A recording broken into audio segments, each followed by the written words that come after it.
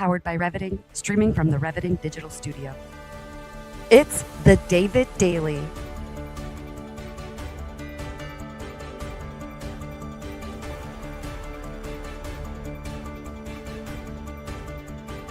Exploring frontier technology, artificial intelligence, quantum innovation, and the intersection of faith, funding, and the future. Here's your host, David Goki. Welcome to another live episode of the David Daily. We're inching towards 50 episodes already. Thank you so much for tuning in here live. We have an amazing team behind the scenes. Welcome. If you're tuning in for the first time, or maybe you're watching this later, go ahead and comment exactly where you're tuning in from, whether it's the United States or a city here in the States, or if you're international across the ocean or in Central or South America. Love to see you all here.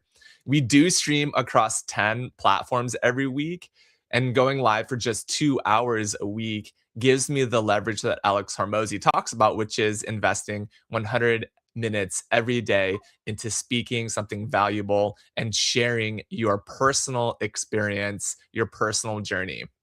So I'm excited today for a funding, faith, and future segment. It's our specialty segment where we bring on an expert in the space of funding, faith, future, or all of them. And today I'm excited to bring Jake Cutler onto the stage.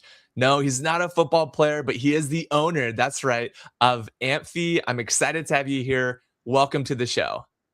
It's great to be here, David. Thank you so much for having us on. Awesome. So tell us a little bit more about yourself, where you're based, where you're located, maybe also a little bit about your business too, and why you feel like this is a good space for you to speak into. Sure. My name is Jake Cutler. I'm the founder. We're one business with two brands. BizFi is our customer-facing brand that does equipment finance, term loans, working capital, SBA, and all kinds of lending for businesses. We're powered by our Amplify platform, which is really our focus on innovation, software, AI, as many people are working to build today, and everything that helps to make it a better process for our clients, both our partners that offer finance and clients that need to get it as well. Yeah, I love that. It's awesome that we're going to be able to dive into 3 topics today around funding, faith, and future. What I appreciate about your perspective, Jake, especially just showing your LinkedIn here, love to do that for our guests. Just go ahead and connect with Jake here on LinkedIn, is that you're actually working with equipment owners. We're talking about big, heavy industrial equipment. Is that right? We are equipment agnostics. We do all kinds of equipment. We are Okay, tell us more about equipment. lab equipment, testing equipment, and of course, we love new and used construction equipment as well as heavy equipment. And one of our new partners are the guys over at Wolf Machinery and Supply. They are launching a new line of their own directional drills called the Gladiator. Directional drills, also VAX, and they have a ton of exciting new dealer relationships coming to the table. So we're happy to be partnered with people like Wolf Machinery and Supply along the way. Yeah, I love that. Well, we're going to get into our topics today. It's exciting news, and we're going to go ahead and do that right after this first intro segment video. Let's talk about quantum and the future of technology. All right, so we have a couple of different technologies today. That was our future of tech video. I think we wanted to get directly into embedded finance, transforming equipment lending. So Time to talk about funding.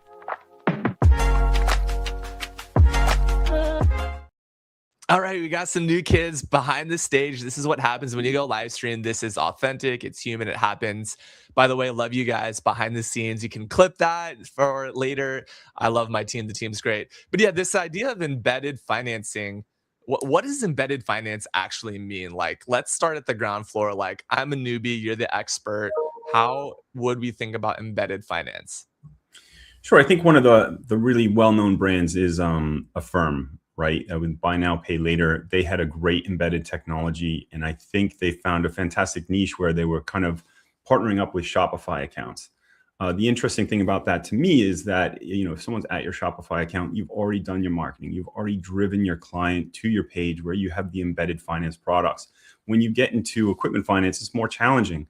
How do you get out to be with a dealership, with salespeople that are in the field and engaging with clients? And so embedded finance can just mean so many different things. It could be a QR code, it can be a button at a landing page. It can be a business card that someone uses on their phone to tap with someone that then leads you to some kind of an embedded finance option. So it can really mean so many things, but ultimately we're trying to offer a better experience and to make it easier for clients to be able to get the information they need and apply for finance and get approved more easily. Yeah, I love that Affirm example. I remember when we first got the PayPal button. It's like, oh, finally I can pay with PayPal. On the internet, this is a little bit of an early nascent technology. But when we're talking about embedded finance, it's when you can pay and transact directly in the experience that you have right there. You see it all the time when you check out at a at a coffee shop, or you're on an e-commerce website online, or even if you're in a business world, you can often very quickly pay right next to where you're transacting. So I really appreciate that example. I don't know why I immediately went to like new and used construction heavy machinery. Maybe it's because we're doing some land development projects currently. But being able to get access to utilize that equipment with creative financing, I think that's one of the directions we could go down. The second direction I think that's really interesting is, what about all of these businesses that have all of their machinery or assets that are either in storage or in a garage somewhere or a warehouse, and that machinery is going underutilized and also depreciating? I'm really interested to hear your perspective on that, especially in the context of equipment. Yeah, I mean, that's a really interesting subject. We could go in a couple different directions on that.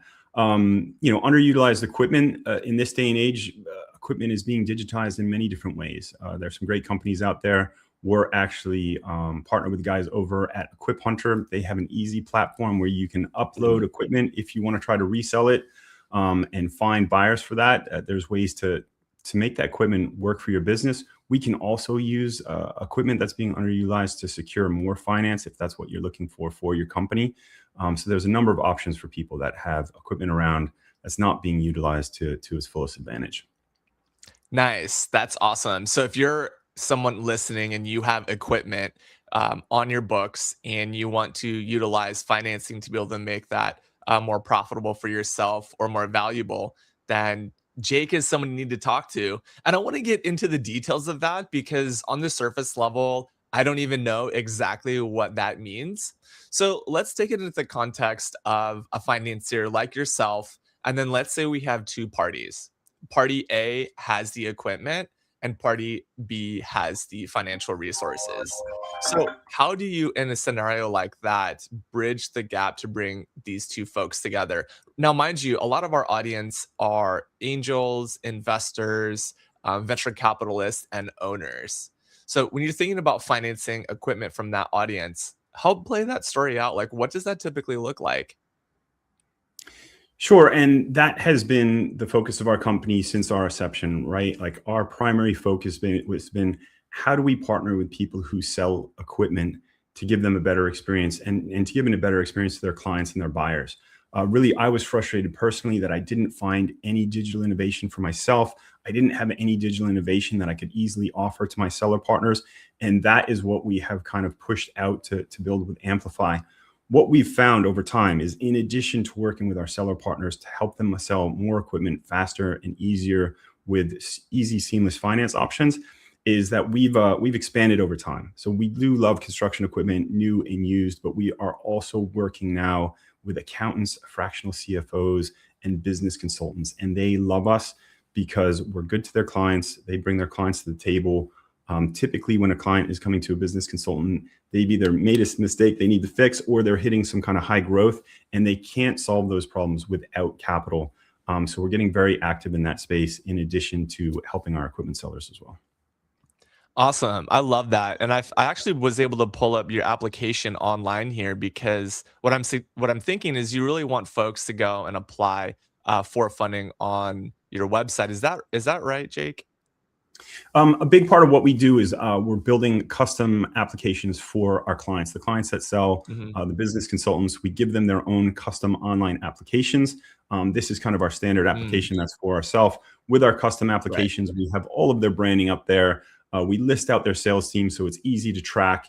Right. We then can kind of get more data analytics behind the scenes of like who's being successful, who's getting the most applications in.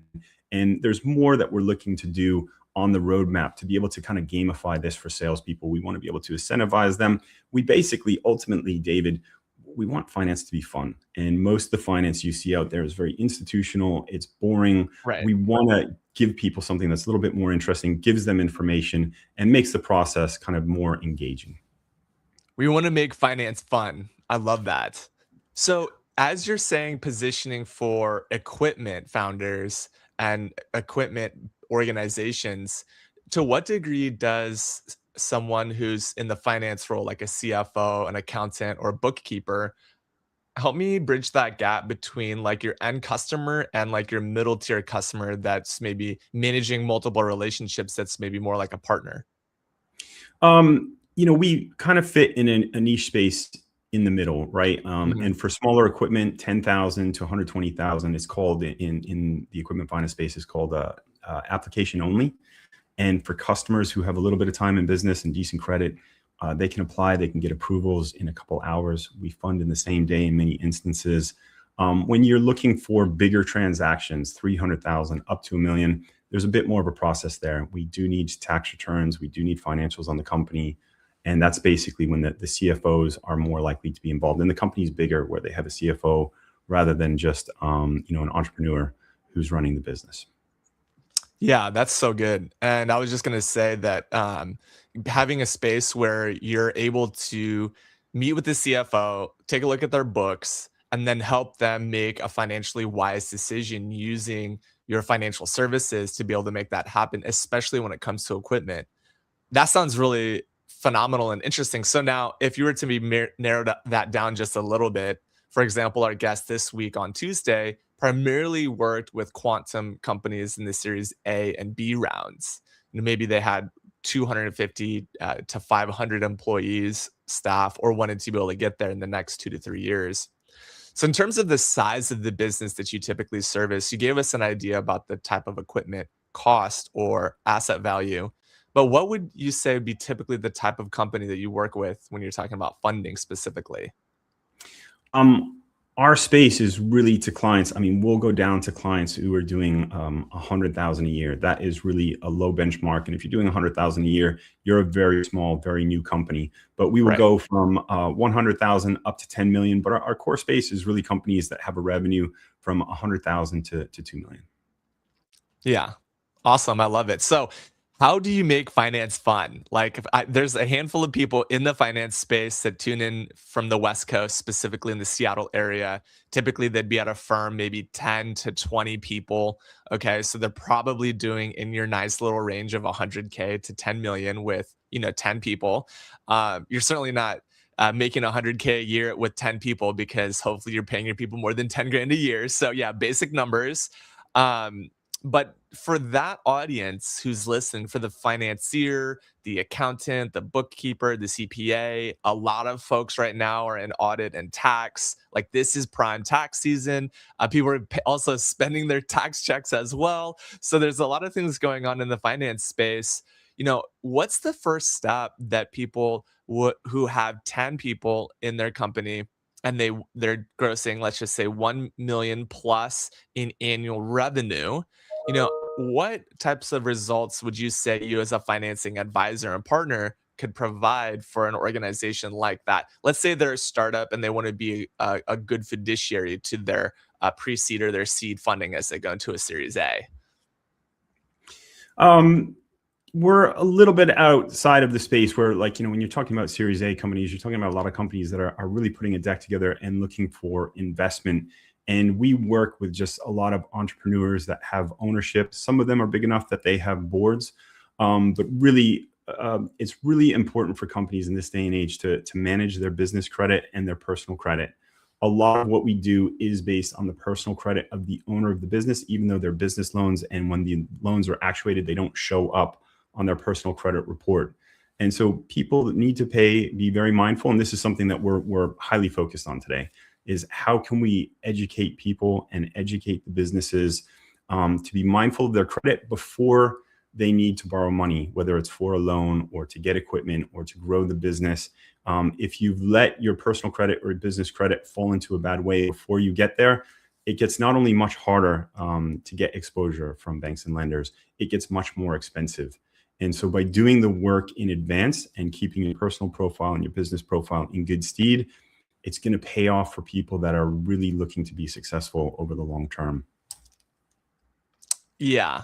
That piece about being successful over the long term and starting with personal finance, that's one way we can make it fun. It's like, all right, let's get 10 buckets and put them out into the front lawn. And let's get, 10 rocks that represent, or 100 rocks that represent 100% of our total monthly income and costs. So then let's go place them in these 10 buckets and like maybe get the kids involved or like your partner, or maybe have a board of directors meeting or your employees. Like you can make this fun. I mean, what's more fun than putting big rocks into buckets? I don't know. Like you could be shoveling dirt. So this aspect of making finance fun really resonates with me. In fact, I just got some of those coin coin cases that the bank gives you, right? So you can put quarters, nickels, dimes, and pennies in there. And I recently saw that there's a penny shortage in the United States now. So if you're looking for exact change, most likely you won't get your change in pennies. Many countries around the world have done this, which is pretty interesting. But I saw a question come into the comments that I want to highlight just to bring us back on track because we're making finance fun here. What is the biggest deal that you've ever facilitated? I believe that came in from Canelo. Tell us a little bit about that as a story going into funding for SMBs, which is kind of our second topic. What was that largest deal and how did that kind of come about? Take us through that journey. Sure. I think some of the biggest transactions that we've handled personally are people that are in the drilling space. And so some of the drills, whether they're directional drills or for mining or for oil and gas, can easily run from 1 million to 3 million. Most of our clients, we meet either through our seller partnerships or through the referral network that we've built. So we get introduced to the client. We do the work to help them understand what due diligence they're going to need to submit. And this starts to jump ahead to some of the stuff we'll speak about later and how AI can help with consuming documentation and assessing it. But we do need to get tax returns, balance sheets, profit and loss, all that important information from the client, as well as information on the equipment they're trying to buy. And we help them get that aligned so we can get it into underwriting and get them the exposure they need to get the equipment for their businesses to continue to function and grow. And that's the key thing that we do. Of course, like we're aligning capital, we're helping people to get what they need, but ultimately we're helping their businesses to continue to grow and be successful. They can't do that without getting the equipment they need to run their business. And that's where we come and help businesses of all kinds. I like that a lot, especially if it's like, all right, so if the messaging from a marketing point of view, like on this live stream, we have the ability to speak to that audience. So we could say, you know what, if you're drilling an oil energy drilling business owner, right? And you have a lot of equipment and you need cash, then you need to talk to BizFi, right? Right. And so it's like, yes. Yeah. So it's like, I'm just trying to think through this on the funding side. And it's like, if you're not in construction equipment or you're not a driller, but you're a CFO of a small to medium business doing 5 to 10 million in annual revenue, and you don't have your books quite where they need to be for March 30th, end of Q1, well, let's look at your taxes, see what your, the lay of the land is, get your basic papers in. And from there, what we could do is basically build an auditory trail that basically says, hey, this is how we can apply to financing. Am I understanding that correctly? I just want to make sure that I'm grokking and kind of grasping that from a funding point of view. I think you have a really good grasp. We do two things though, right? Like we do help people get the equipment they need and we love that. That's our core wheelhouse. But we've also expanded to help people with all kinds of lines of credit, term loans, working capital, SBA loans, and invoice factoring. And so when you're talking about the CFOs who are a little bit behind on capital, we're looking to help them get capitalized and get them more like a term loan over time rather than the drills and the big heavy equipment. So we do have kind of two boxes. in different ways we can help businesses get capitalized to be successful. Yeah, I love that. Okay, so let's dive into that a little bit. And we're going to get into the technology and maybe a little bit of the faith as well. But we're here talking about embedded finance, transforming equipment lending. So I really want to focus in on that topic. So let's say an organization has equipment and they need cash. What is the typical favorable term deal that you would set up? You would say, look, this would be a standard term deal. It'd be really great, profitable for our business, really help the end customer, and equipment is involved. What does that look like? When clients have existing equipment that they're looking to monetize, we can help with that as well. Our main thing is to help people get new equipment into the business, but we can absolutely help people that own the assets. It's not encumbered in any way, meaning there's no bank that owns it, whether it's trucks or bigger drills or manufacturing equipment. Sometimes people need money, and there's a lot of what's called working capital. Some people call it like merchant cash advance. That is short-term, unsecured. It's easy, but it's very expensive. And while we do offer that in select instances, we really try to stay away from it. We really try to get term loans that are at much better rates and offerings. And when people have assets to offer, we can get them much better rates and terms to capitalize that equipment when they need capital for their business to continue to grow and expand. I love that. So let's make this super practical because I'm a visual person. We want to make finance fun. And I'm going to go ahead and add this to this stage. I don't know if you've seen this show on Paramount called Landman, but it's basically like Yellowstone to a degree, but it's all about oil and energy. Yeah. And there's this family, there's horses and cattle. They're out, in the middle of, oil country in Texas. And it's very interesting. So this guy actually has an equipment failure, right? He has some old equipment. It needed to be maintained. And then there's a catastrophic lethal accident. So in an example like that, if they would have had financing, if they would have had your team before, maybe they would have actually had the ability to fully bring you in to then do the maintenance to then get that rig back up to spec. So in this type of a scenario, what would you advise to a company that's in this type of a scenario where they've got equipment that's aging and depreciating? The maintenance risk is increasing. They need finance for maintenance so they can increase longevity of their equipment. How would you get involved on something like this? You're hitting on a great topic there, David. And you had an excellent picture there for a moment of the truck with the big drill that goes up off the back. That's exactly the kind of equipment that we love to help people acquire and to finance. And it's called we love that, the truck with the big drill that tilts up off of it. That's like right in our sweet spot. We love stuff like that. That looks like something that could cost $1 to $2 million easily with the truck and all the drill equipment on the back.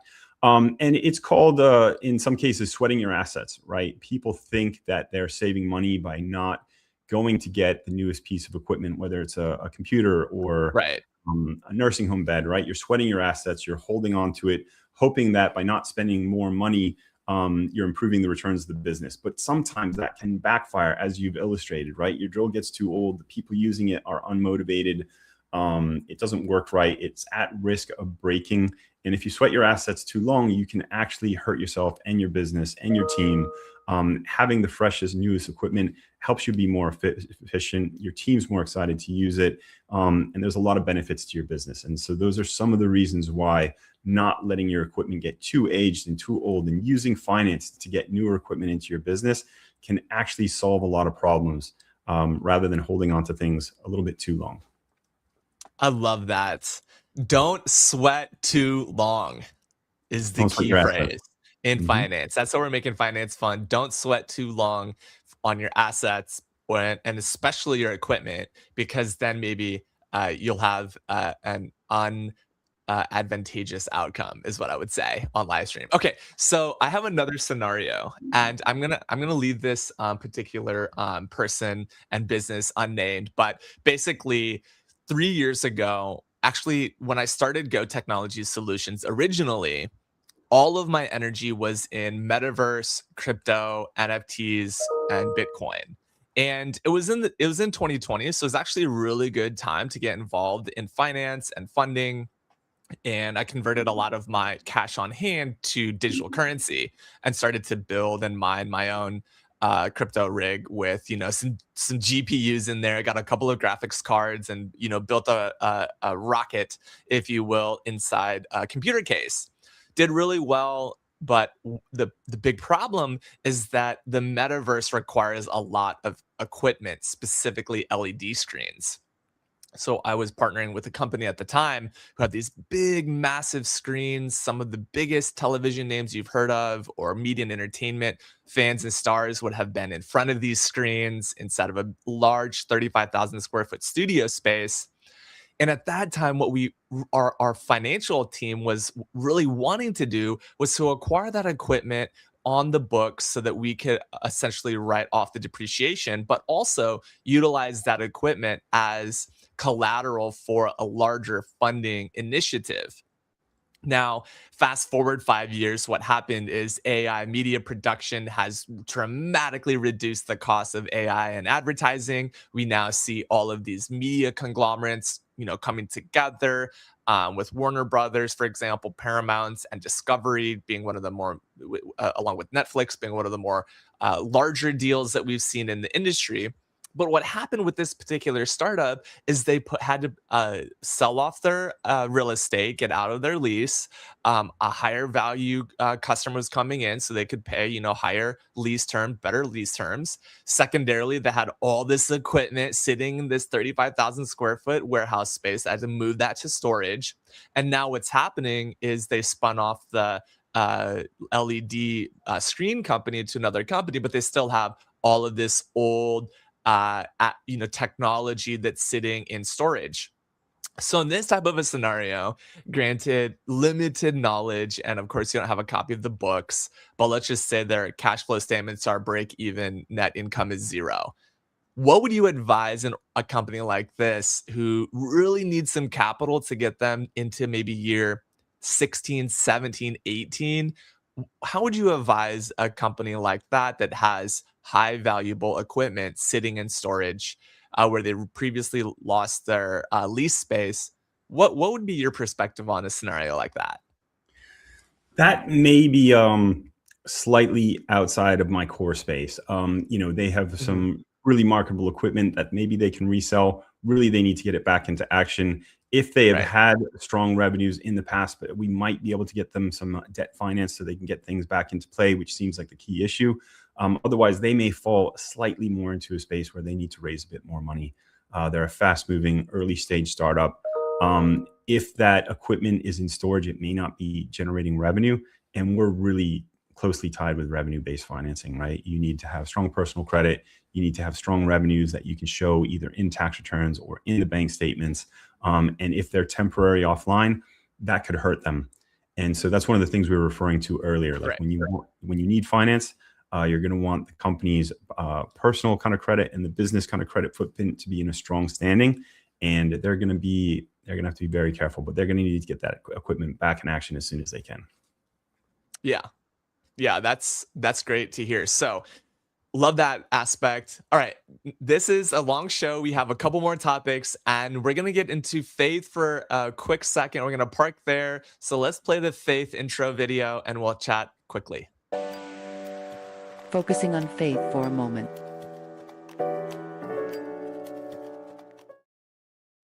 I love this topic of faith. It makes a lot of people squirm. Is it religion? Is it spirituality? Is it witchcraft? It's neither. It's yes, all the above. It's quantum based. It's really about what religious impacts or influences did you have as a child, and your younger years as your parents and grandparents would have had strong cultural influence on you, but also what faith traditions or non-traditions have you introduced into your life, and what does your belief systems as it relates to morals, ethics, and your perspective of doing right and wrong play into your life today?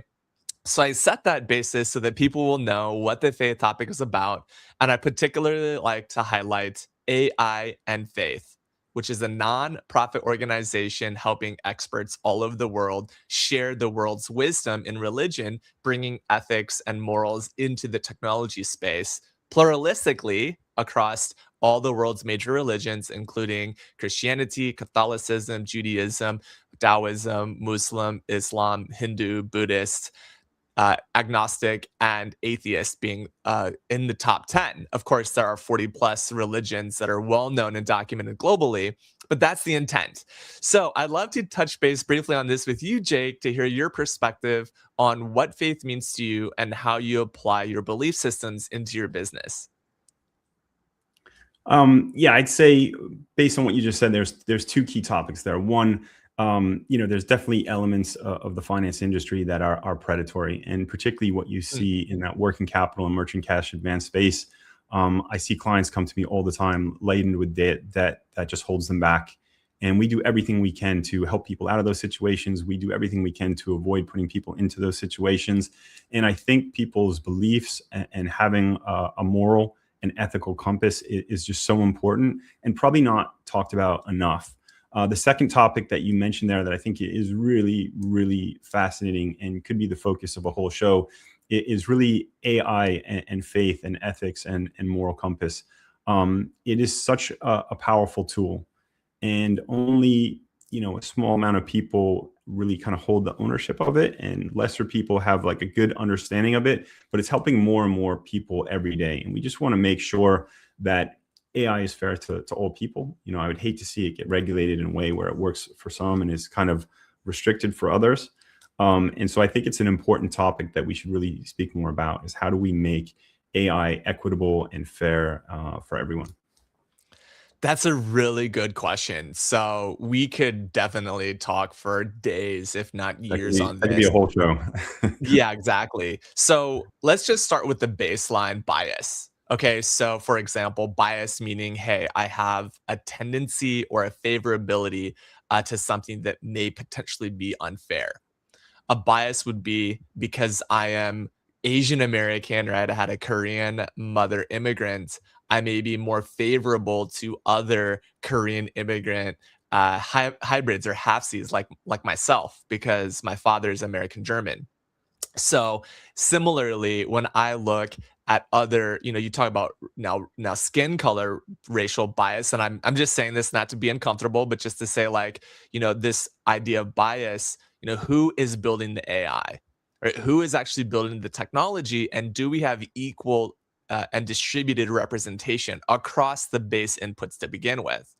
We're not saying over index on a certain input, or have a bunch of people swaying the technology, but unfortunately today there definitely is a clear demographic of, call them West Coast young tech bros that have built a lot of the technology that we have today. And it's not just something you change in one day, one night, one year. This is like 30 years of embedded bias. So how do you have an ethics first or unbiased first approach, or maybe even an AI morality first approach into adopting technology? What would be your thoughts on that, Jake? Well, I am I am not in charge at the source and the roots. And I think it'd be good to see our government step up and do more to regulate AI. There have been some efforts to do so, which haven't been successful. But what I can do from my side is make sure that we are equitable and that we share our resources with everyone we can. We're partnered with groups like they call themselves AUTA, the African America Women's Trucking Association. We partner with them. We partner with Lavorne Gordon of, I think it's Love Life More, and she's got an incredible foundation. And so as we build our AI products, we want to make sure that they're equitable. We want to make sure that we share them with everyone we can, so they can be a resource for all of our partners and clients. I like that specifically, Jake, because you have organizations that are more equipped than yourself to be able to support that diverse and equitable perspective. And what I'm really hearing you say is that you want to be able to give access to all individuals, no matter their background, socioeconomically, demographically, culturally, religiously, financially, spiritually. I mean, hopefully more of your clients would have a healthier financial background. But yeah, in terms of accessibility of knowledge, I can sense that that's a real passion of yours. And you also have two organizations that you're really promoting and helping. How did you come to that place to decide, oh yeah, I want to work with this organization? Um, We want to partner with as many organizations as we can. I mean, that's part of our Yeah. strategy, but we want to partner with great people. And just as you were saying, we want to make sure that we can help all people, and that comes back to the credit and capital as well, right? We want to help all small businesses, not select groups. And I think ethically and moralistically, we all have we should be driven to do the best that we can. All right, I like that. Okay, that was an incredible segment on faith. I like your perspective of it. I'm curious, and you don't have to share this necessarily publicly, but what was your faith-based or religious-based influence in your younger years, and how did some of those values stay with you today? Um, I worry more about what comes next. So I'm driven by Hmm. trying to do the best I can for myself, my friends, my family, and my clients, to Yeah. make sure when we do get to the other side, we're in good shape. So we don't know what's going to happen next, and we have to have faith that there is something there waiting for us. And when I get there, I want to know that I've done everything I can to be a good person, to do the right thing. I really like that. All right, I'm excited about technology, folks. If you're tuning in for the first time, we're here live with Jake Cutler on LinkedIn and all major platforms. Let's play that future tech video. Let's talk about quantum and the future of technology. All right, guys, I'm so excited. This is live coming to you live stream on the David Daily Show, which you can find on Apple Podcasts and Spotify. We're very excited that you're tuning in, and we have a special guest, Jake Cutler, today to talk about fintech, automation in small, medium business equipment finance. Jake, what does fintech automation mean today in the SMB world? Uh, David, it's such an incredible question because with the advent of not just AI, but of as AI kind of comes up this curve to do more and more to support us, both in assessing documents, but also a subject that I'm super interested in is the vibe coding, right? Like, how can AI help us to fix and generate code that develop and launch products, make existing products better? There's just an incredible opportunity to embrace these facilities, and we're doing everything we can to learn more about it every day. But I think the landscape is literally changing around us, which makes it such an incredible topic.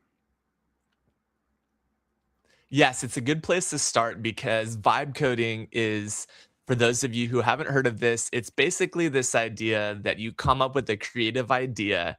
You can speak or text or voice prompt um, uh, a technology, and that technology will build apps for you like you've never seen before. And so, just for that beginner audience who's never heard of that, because we do have a lot of grandmas on the show, and even great grandmas are watching. So, if you're a grandma wanting to vibe code, you got to talk to Jay Cutler, is basically what he's saying, because he is vibe coding every day and posting on LinkedIn. So, what's your most recent vibe code app that you were like, you know what, I have an automation problem. I need to vibe code? Well, I'm super interested in it, so I'm trying to learn more about it every day. What I would say is you can connect a product called Whimsical to ChatGPT, and it will provide you with like a process diagram. And if that can help your organization or your development, that's a fantastic product. There's also a product that's really well known called Lovable, where you can connect that to your GPT or your Claude product, and you can basically prompt it to build websites and UI. So this is something that didn't exist really 6 months ago, and it's just getting better all the time. Yes, I'm looking for Whimsical now to see if we can do that. Basically, where great ideas take shape, and this is a workflow product, is what I'm hearing you say. And so, what I want to do is kind of just share that here on screen. Team, if you can pull that up on screen for us to take a look at. Yeah, this is Whimsical. It's an AI workflow automation tool. So, what I really like what you're doing here, Jake, is you're saying, hey, look, I want to highlight good process workflow, and until I have good workflow, I don't have good technology. Is that right? Does that resonate with you?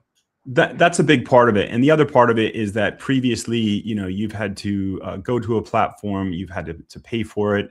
I won't throw them Right. out by name. And you've had to design it like, hey, I want a triangle here. I want a square here. I want to drag it down and have it Right. connected. And you can now literally speak into your GPT product and tell Right. it the workflow you're trying to design and what the stages are and who the partners are. And it's remarkably accurate. And it may not provide you Right. the 100% finished product, but it will get you to 90% of the way literally in minutes. And being able to generate this stuff from GPTs and Claude and have these visuals come out is so impactful. And it's just an opportunity we haven't seen before. Yeah, I love that. The essentials done right is a theme on Whimsical. And yeah, an infinite canvas to capture all of your ideas. I really love that mission statement, that value. I love when I see a good product, and this is a perfect example of a great product experience. I want to sign up, log in, contact sales, download pricing. I want to like get all into this. So thank you for sharing that. Okay, so moving along to our topic, right, of automation to SMB equipment finance, because you also mentioned Lovable. And shout out to International Women's Day. Lovable actually had unlimited credits on International Women's Day, which was phenomenal. Now, if you haven't heard of Lovable, Lovable is exactly what Jake mentioned. It's a vibe coding technology that allows you to solve your business automation problems very quickly. Now, what I'm hearing you say is that you applied that to fintech. How did you get started with this? I mean, Lovable's 6 months out. We're sitting in a bubble here on LinkedIn, by the way, of people who are in, Cursor and Lovable and MCP automation and Claudebot. I mean, if you just look at Claudebot alone, that's 1% of the population, let alone only really 30% of the population is using a GPT other than Chat GPT today. So you're sitting in a 1% audience, Jake, and you're building in Lovable. How do you encourage other people in the future who know that there's a process automation problem in their space, like yours, finance or others? How do you encourage people to jump into the vibe code and build an app that really solves a problem for them? Really better to parse that out into two different buckets. Lovable is a fantastic tool, particularly for people that just have an idea. They're just like, hey, I have an idea for a product. You can go build those things now in a way that you've never been able to do before. When you come to the deep process automation, that's what we're doing on our side. That's a much bigger lift than Lovable. Whimsical can help us design some of those workflows, but we have a team of developers behind the scenes. And all developers today, which is fascinating, it's kind of a little bit outside of the vibe coding space. Even if you don't call it vibe coding, pretty much every developer I know is using Claude or Cursor or Windsurf to help them generate and assess code. And that means that we can clean things up and generate new code at levels never before seen. And that's one of just the fantastic opportunities that we as founders are coming into at the moment. Yeah, I love that. This idea of clean up your code with Claude Code, right? Is like could be a soundbite. Clean up your code with Claude Code, upskill all of your engineers. On the show at the beginning of the year, we're talking about over 100,000 tech employees laid off. And we've seen more of those layoffs. The most recent has been Jack Dorsey's company, Square/Box, laid off half of their employees. And Jack Dorsey was basically like, yeah, we don't need them because of AI. So whether that's political PR or whether that's real value being added, it's still about understanding those simple processes that you can automate. And my recommendation, Jake, let me know if this sticks with you, is pick one small thing that you do all the time. Just think about where are you copy pasting the most, and AI can help do that and clean that up on Lovable, which is fantastic. Okay, so we've got 15 minutes left in this show. We've got a third topic. I want to get to that. Let's go ahead and play our future tech video now. Let's talk about quantum and the future of technology. All right, Jake, welcome to the show. We're here on funding future topics, and today we're talking about automation workflows, especially digital workflows that improve fintech. So what digital workflows are you working on that is driving is driving and improving small business lending specifically? So we've already established ourselves in a few places, right? Like we've already developed that relationship with seller partners. We've built software that supports them. We've extended that software to support the fractional CFOs and CFOs and business owners. It helps their clients. We have custom online applications that we've built for all our partners that help to automate the process of getting a submission in, automating pulling credit, automating pulling the business footprint. We give people immediate ways that they can connect their bank accounts or securely submit. We've digitized all of that. But we're working to do much more than that. We want to own the workflow from the client touch point all the way to the lender, and from approvals and terms that get offered to them as well. So we're looking to automate that full footprint. And we do use Whimsical on a regular basis to just help us outline that process. What are the touch points? Where are the frictions? And how can we use AI to make it a smoother process? And we are building at the moment. We're using everything we've just discussed and talked about for the last 15 minutes. We're using today to try to make the best experience for our clients as possible. CFOs work very hard to get their balance sheets together and to get bank statements and to get taxes in place. And we can now we can take all that information securely, and we can assess all of it in moments using AI. And we're continuing to push, how do we take these results so it can be beneficial to our clients, to ourselves, and to give the best picture as possible to our lender in the fastest amount of time. Wow, I love that. Get it in the fastest amount of time. I love hearing a statement like that, especially when you're talking about gathering all the documents. I would imagine you have a document management solution and using a digital workflow, or specifically, an AI automation. So using a digital workflow to improve small business lending. What was the first problem that you tackled in small business lending with automation? Well, we've just identified that this is a pain point for everyone, and I don't think it's anything that any of the big companies are doing very well today. So just improving that process of how do we get information, how do we provide information and sync everyone up onto the same team is what we're focused on. Where we started was really with our custom online applications, and it's been a phenomenal product for us. It's very popular. It's easy to get out with our seller partners and our referral partners. And it just comes back to the start of our discussions today in embedded fintech and lending products, right? That's our embedded product that is client facing. It's the first thing they touch, and it gets them into this powerful workflow. But there's more we're working on at the moment to improve that every day. Yeah. No, I love that. Especially if you're building a simple automation flow that says, hey, we can help you with your small business, your small business association loan, your SBA loan, right?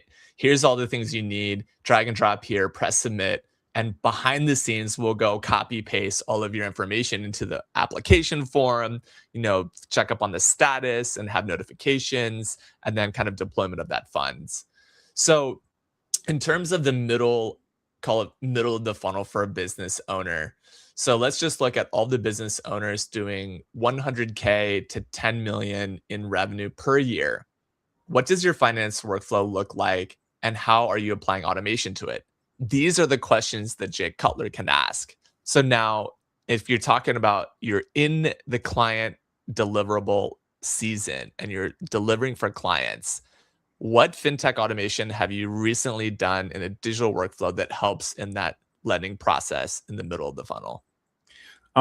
We have two buckets, as we've talked about earlier, and we've already, really aligned very well for people that are either looking for equipment or lending from 10,000 to 120,000. We have an application that gets you started in the process.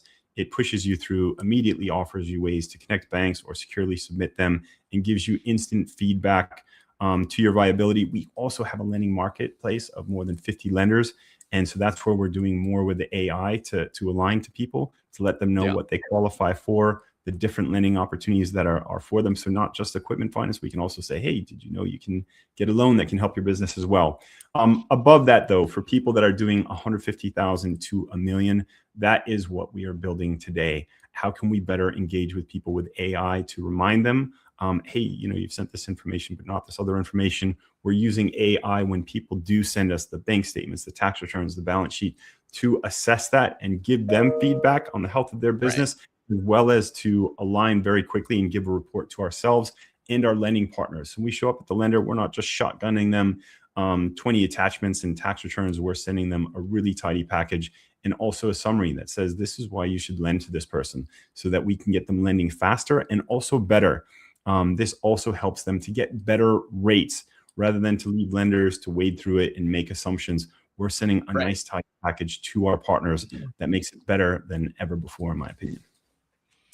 Awesome. Thank you so much for that. I really appreciate that. So much good stuff there. I could ask you a million questions, but we're running out of time. So what I want to do now, though, is transition to one of my favorite segments. We've got 2 left, which is our rapid fire segment. Are you ready for this, Jake? Maybe the 2 of us can be here on the rapid fire screen.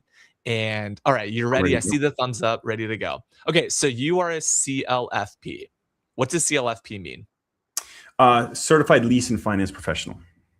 Awesome. Okay, so in 10 seconds, CLFP in 10 seconds. What's the biggest misconception people have about equipment leasing?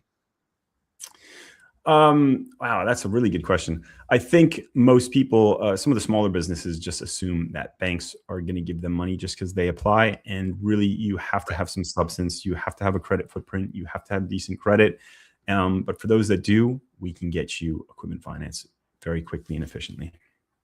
I like this question. All right, next rapid fire question, custom versus standard. In the world of fire trucks, what's one custom feature every department thinks they need but usually don't? I unfortunately don't know that much about fire trucks. Okay. That's not my question, unfortunately. Equipment in drill bits and drills. How about trucks with drills? What's one custom feature every department thinks they need but usually don't? Really, they need the whole truck. I mean, these clients just cannot run their business until they get the equipment they need. We can help them with finance for the truck. We can help them with factoring for all the rods and everything they need to bring it together. So we can get both sides. We can help with equipment finance, and we can help with capital for the business too. Yep. All right. The tech jump. What's the most feature tech piece of equipment you've seen integrated into drilling recently? Into drilling, my guys over at Wolf Machinery Supply, they are launching their new directional drill, the Gladiator line. It's incredible. And I was at ConExpo last week with them, and the feedback on their drill is just incredible. So that is the best piece of technology I've seen in the drilling space myself. And the name of that drill one more time? They're Wolf Machinery Supply, and their new line is called the Gladiator. Check out the Gladiator on Wolf Machine Supply. We're making finance fun here. All right. Next question is the funding gap. What's the number one reason a department fails to get funding they need for new gear? Not having enough revenue, or something that people sometimes miss is they just have too many low balances or insufficient funds. Lenders hate that. You have to keep some minimum balances in your bank statements. You have to keep those bank statements and your personal credit healthy. If you don't mind your personal and your business credit, you will pay the price longer term by either not getting approved or getting approved at really expensive rates. So we really are coaching everyone we can to keep a healthy business. Awesome. All right. We're going to do category 2 on rapid fire, which is business and leadership. Toughest deal. What was the most complex puzzle of a deal you had to ever solve to get equipment or truck on the road? We're actually working on a really tough one at the moment, and we just have this phenomenal company. They have a 1.5 years time in business, which isn't that long. They have 2 owners with phenomenal credit. They have great revenues, but they have 1 owner that has terrible credit and is really holding them back. So we've had to work very hard, but we have 1 approval for a truck for them. We're also working on trailer. We're also working on a term loan, and all of that is coming to fruition. But it's been a tough one to navigate. And those are the kind of puzzles we love to solve. We want to get capital for people that are struggling to get it from a bank. They're struggling to get it from anywhere else, and we can provide a solution, and we're happy to do so. I love it. All right, the trust factor, last question in this category. In high stakes equipment finance, how do you build trust in the first 60 seconds of a call? Being direct with people, I think being honest, letting them know what the process is, what they're going to need to do, and who we are and what we can support. There's nothing worse than people misunderstanding what you can actually achieve for them or misleading people. You pay the price later on. So just being direct, being honest with people upfront, I think is one of the most important things you can do as a partner. All right, awesome. You're doing great. We only have 2 more questions before we go to our anchor segment, Beyond the Bag. So category 3 is David Daily Specials. I feel like I'm on Jeopardy. All right, this is for faith and future, but we've got 2 for future. So AI and leasing. Will AI eventually replace the need for a CLFP, or will it just make you a super broker, Jake? That's a phenomenal question. I don't know the answer to that one, but I think about that all the time. And the reason I'm building today is because we want to be on the cutting edge. And so we want to build a system that gives people the information they need just type in, ask it questions, ask it verbal questions. We want the system to help us get the answers you need, not some complicated book or system out there that you have to navigate. And so that's the problem we're trying to solve every day. Yeah, I'm going with the second, super broker. And final question of this round, the 2030 vision. What does an equipment department's fleet look like in 2030? You pick the industry. Is it all electric, or is there something else coming? What I think is really interesting is with everything we've touched on, right? With Lovable, with Whimsical, there's bigger design products out there. And being at ConExpo last week, you're starting to see just incredible iterations of equipment. I mean, look at trucks today. They may have a fuel engine, but they have electronics, they have plugs, they have bars that move up and down. Just everything we're able to build better than ever before. I think it's going to be fascinating to see what we have available to us by 2030. I love that. All right. We're right on time. We're going into our anchor segment, Beyond the Bag. Play the Beyond the Bag intro. Beyond the bag, beyond the bag, beyond the bag. Awesome. We're here with Jay Cutler, and Jay Cutler has a very specific item you picked out. It's a complete surprise to me. So what do you always travel with, or what is in your bag, Jake? Well, so this is actually brand new to me. So I was at ConExpo last week, and I got these 2 brand new devices that I am so excited about. I've got my DJI mics, and I've got this amazing 6 foot tall, let's see if I can get it open, stand. A little tricky. Here we go. Shoots up to 6 feet, so I can get my phone into it. I've got my mics here so that I can do interviews on the fly and podcasts like this one. And I'm super excited to have these available to me. And we, appreciate the opportunity to be on your podcast today, David. It's been great to get to know you, learn more about all that you do. And along the way, we love also to interview our clients and our people. And so we want to be able to do that on the fly and in the field. And those 2 products are just game changers for me. So I'm so excited that we have those available to us now. Yeah, absolutely. We're going to have to get a link. And I have my Rode mic here as well. So look at that. Very good. You're ready to rock. Finally, all right. Mine is actually this handmade artisan bracelet. 2 of these. I wanted to shout out a local artist and creator, Rine, in Nicaragua. And thank you so much, Shantu Muku, for these bracelets. It was very nice to get those on the road. We're actually getting another one made with 3 hearts, as it will be Zelda themed. And we're going to do one more with 9 hearts, just like a cat has 9 lives. Anyways, thank you all for joining today. You can find Jake on LinkedIn, but is there another platform that you prefer people to connect with you on? They can just reach out to me directly.